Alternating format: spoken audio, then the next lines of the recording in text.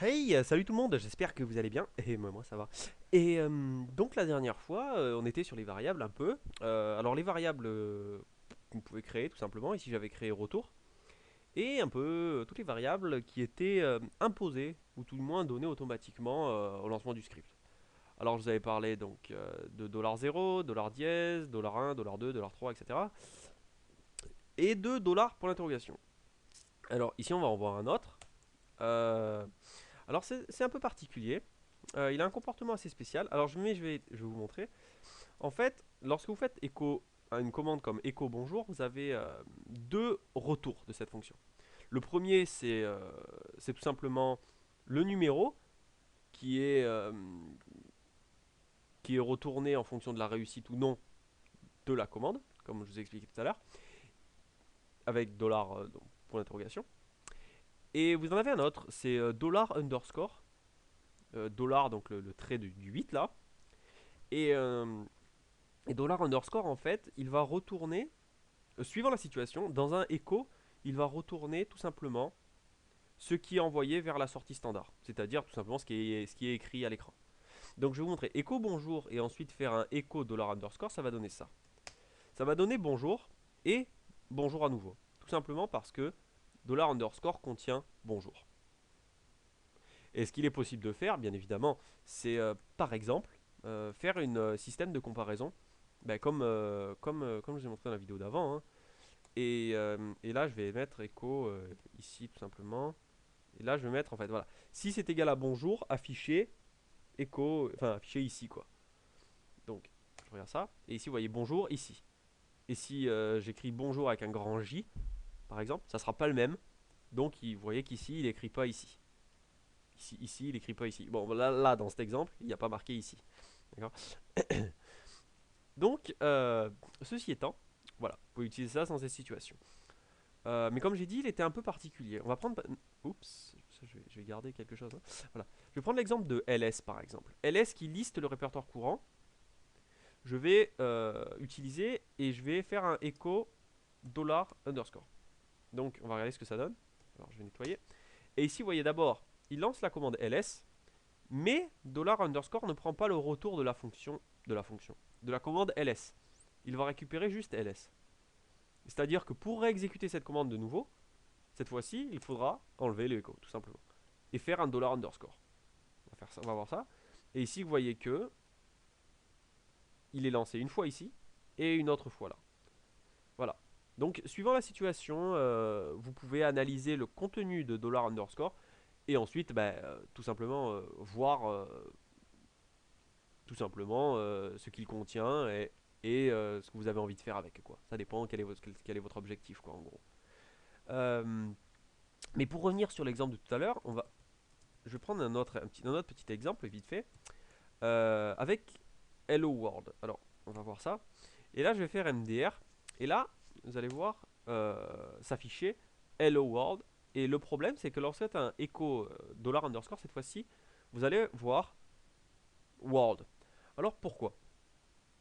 Eh bien, j'ai la réponse. En fait, lorsque vous faites un echo Hello World, en fait, il sous-entend quelque chose du genre. C'est-à-dire que ça, je vais le commenter. Et en fait, je vais marquer en dessous ce qu'il sous-entend. En fait, il sous-entend ça. Euh, alors, qu'est-ce que c'est? C'est ça, ça. Alors, ici, je mets un tiret N à, à la commande echo. Bon, j'explique vite fait ce que c'est. C'est juste pour lui dire de ne pas aller à la ligne. Parce que s'il y a plusieurs échos qui se suivent, il mettra des mises à la ligne. Ce que je veux, c'est qu'il écrive hello, qu'il mette un espace et qu'il écrive world et qu'il ensuite là, il a le droit d'aller à la ligne. Vous allez voir. En fait, oups, non, j'aurais mieux fait de garder ce qu'il y avait avant. Mais en fait, vous voyez qu'ici, c'est le même résultat qu'avant. Hello world, et ensuite la ligne d'en dessous, c'est world. En fait, quand vous écrivez ça, pour le système, c'est sous-entendu ça, en fait. Et du coup, dollar underscore est égal à world, tout simplement. D'accord. C'est tout à fait logique. Comme je vous ai dit, je vous ai montré pourquoi. Donc ça, en fait, il s'en fout. Et dollar underscore, c'est world. Donc maintenant, en fait, que vous voulez faire par exemple, parce que cette situation ne nous intéresse pas trop, c'est tout simplement utiliser des guillemets par exemple pour considérer ça comme une seule et même chaîne de caractères. C'est-à-dire que là, cette fois-ci, si j'utilise bien des guillemets pour représenter un même élément, vous voyez que cette fois-ci, $_ est bien équivalent à Hello World. Ok.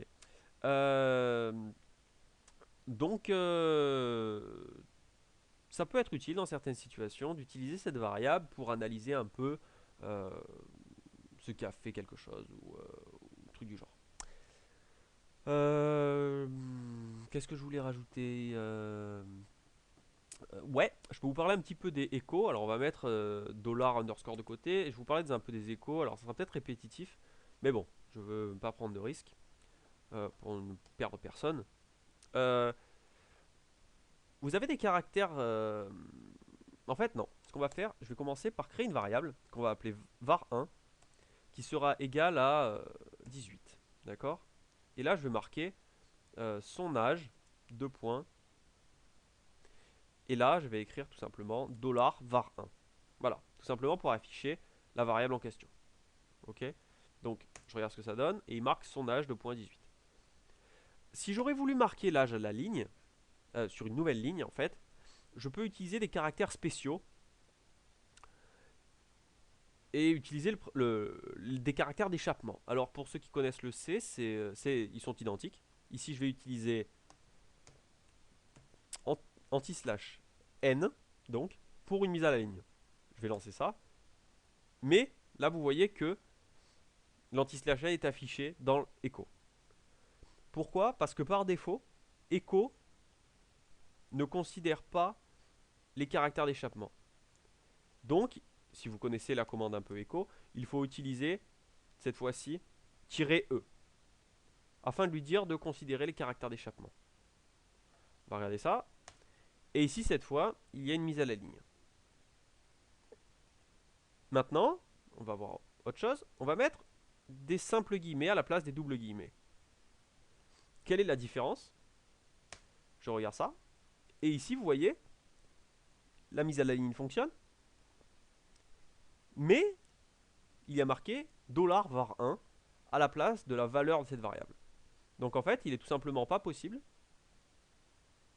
de mettre var1 de cette manière-là à l'intérieur des simples guillemets. Donc, je vais remettre les doubles guillemets. Et vous pouvez par exemple utiliser aussi, alors on va enlever, vous pouvez utiliser le caractère d'échappement, ici l'anti/, pour représenter par exemple un guillemet. C'est-à-dire que si vous mettez un anti/ guillemet, ça sera juste un guillemet en fait. Ça ne mettra pas fin aux paramètres de la commande echo avec l'option "-e", qui n'a plus de sens d'ailleurs maintenant. Mais il va considérer ce guillemet comme un simple caractère. C'est-à-dire qu'ici, il va marquer son âge, 2 points, et entre guillemets, 18. Ok. Donc voilà, petite parenthèse sur la commande echo, quoi. Donc je voulais être sûr que vous compreniez. Maintenant, on va regarder un petit peu ce qu'on peut faire, parce qu'on était dans les if. Je vous avais parlé de plein de petits if différents. Et là, on va voir 2-3 trucs. Qu'est-ce qu'il est possible de faire justement avec quel genre de if, etc.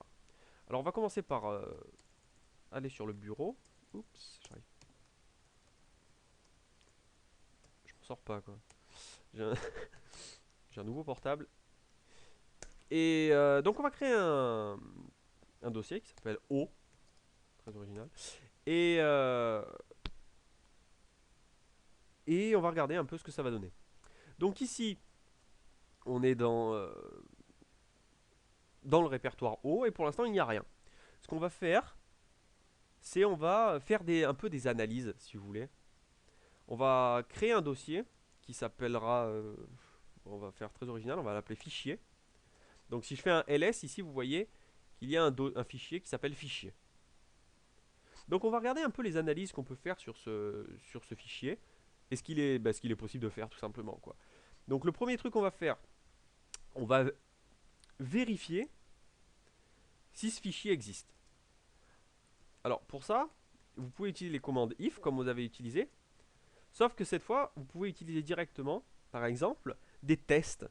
Et ici, on va mettre -e fichier. Zen echo fichier existe. Et ici, on va mettre un fi. Voilà. Et ensuite, on peut écrire donc mdr. Et ici, il dit fichier existe. Je change le nom de ce truc là. Imaginons que je mette un fichier avec un grand F. Je relance et il ne m'affiche rien. Voilà. Par exemple, avec -e, c'est donc un système de test que vous pouvez intégrer à if tout simplement pour faire des analyses. Et ici, vous avez avec -e le nom du fichier. Vous pouvez analyser si le fichier existe ou pas. Ensuite, vous pouvez par exemple, pour rester sur le truc de fichier, vous pouvez analyser si un fichier est vide ou pas. C'est-à-dire que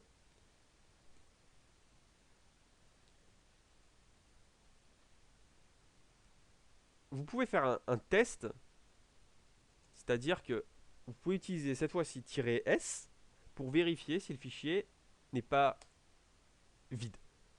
C'est-à-dire qu'ici, bon, bien évidemment, comme il est vide, je vais devoir mettre un else. Else. Et ici, je marque fichier vide. Voilà. Donc, je lance mdr. Et ici, il me dit fichier vide. D'accord? C'est normal parce que si je fais un cat fichier, il m'affiche rien du tout, puisqu'il est vide. Maintenant, on va mettre un contenu. On va mettre n'importe quoi. Hein, voilà. Dans fichier. Voilà. Comme ça, maintenant, il est plus vide. Et ici, il me marque le fichier existe et le fichier est non vide. Tout simplement. Alors, en fait, ce qu'on va essayer de faire là, c'est cumuler ces deux if en un. Et bien évidemment, pour le contraire, il vous suffit d'utiliser le point d'exclamation. C'est comme en C, c'est la négation si vous voulez. C'est-à-dire que ici, si je veux mettre fichier, ici, si je veux mettre fichier vide, ici, il faut que je marque point d'exclamation. C'est-à-dire l'inverse de ça. C'est-à-dire le fichier vide. On va regarder ça. Et ici, il dit fichier existe. Si je fais echo... bon, attends, je vais supprimer le fichier. Et ensuite, je vais créer le fichier. À nouveau, là, il devrait être vide le fichier. Et il me dit, le fichier existe et le fichier est vide. D'accord? Donc la négation, c'est point d'exclamation. Qu'est-ce que je voulais dire? Oui, maintenant, ce qu'on va faire, c'est essayer de cumuler les deux conditions. Genre comme ça.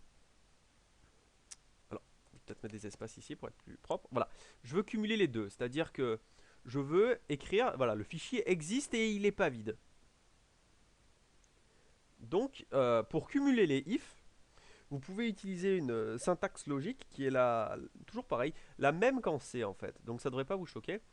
C'est-à-dire que si vous voulez qu'il soit à la fois l'un et à la fois l'autre, il faut utiliser le double et. Ici, je vais mettre ça à la ligne. Comme je vous ai dit la dernière fois, c'est exactement pareil. Hein. Donc ici, par exemple, il faut que le fichier existe et qu'il ne soit pas vide. Alors, afficher, le fichier existe et pas vide. Fichier existe et pas vide. Bon, c'est pas très français, mais c'est pas grave. Si je fais mdr, il ne m'affiche rien du tout. Après, bien évidemment, je ne sais pas pourquoi. Hein. Ce que je vais faire, c'est toujours pareil. Hein. Je vais récupérer la commande echo que j'avais fait tout à l'heure. Voilà. Je mets des trucs dans fichier. Et si j'affiche fichier, il contient des trucs.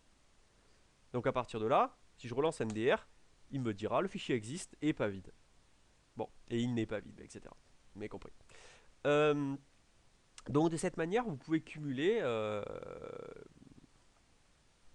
les conditions, tout simplement. Voilà.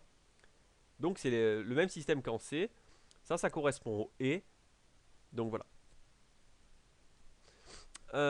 Il faut que les deux conditions soient respectées pour rentrer dans le if. Quoi je pourrais parler il y a le même principe si vous voulez avec les variables. Alors je vais vous montrer ça. On va créer J'aurais peut-être dû en parler avant, mais bon, c'est pas très grave. Parce que là, on n'est pas plus sur les fichiers, on revient sur les variables. On va créer une variable qui s'appelle var1. Et var1, ça t'égale à 18. Et là, on va regarder tout simplement si une variable existe, en fait, tout simplement.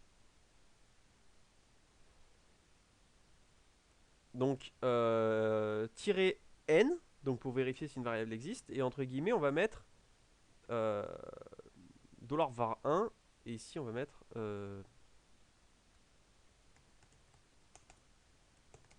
voilà, variable existe. Et ici, on va tenter mdr, et il me dit variable existe. Si je mets var2, il me dit rien, parce que tout simplement, la variable n'existe pas. Donc voilà, différents types de tests que vous pouvez utiliser. Alors, ouais, j'aurais dû parler de celui-là en premier. Mais bon, à la limite, c'est pas catastrophique. De ce point de vue-là, voilà. Mais ça, donc, ça peut être intéressant de connaître. Puisqu'on en est dans les conditions, qu'est-ce que je pourrais rajouter?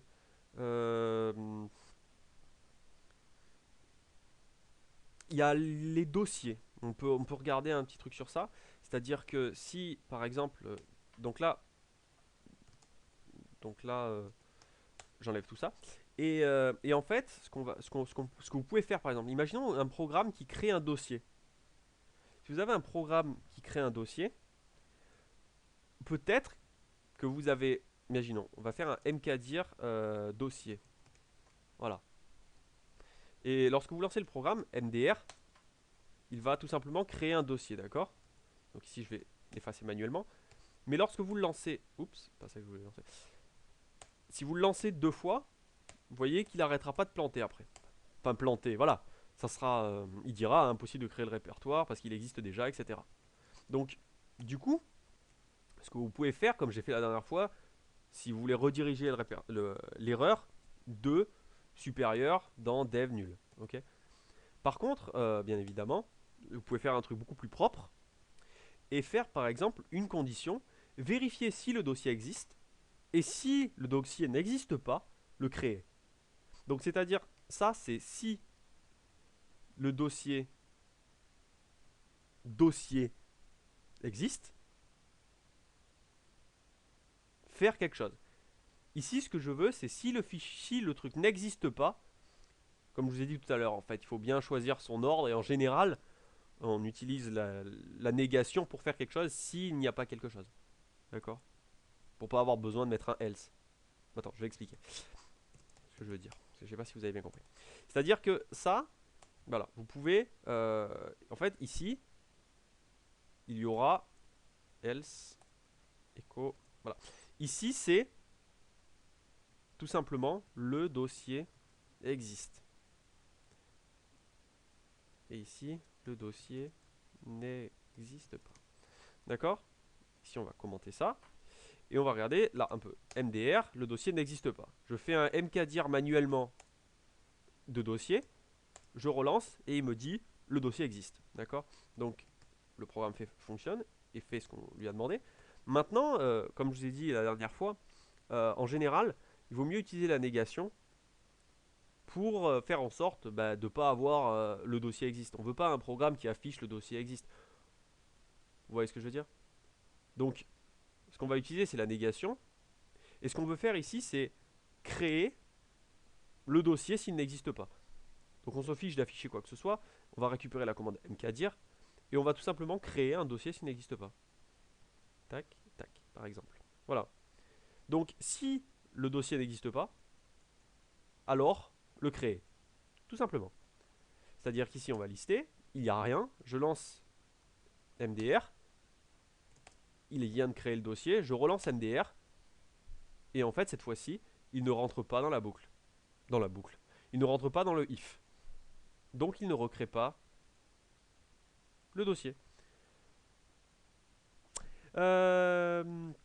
Donc voilà, c'est tout ce que j'ai pensé. J'ai pu penser en ce moment.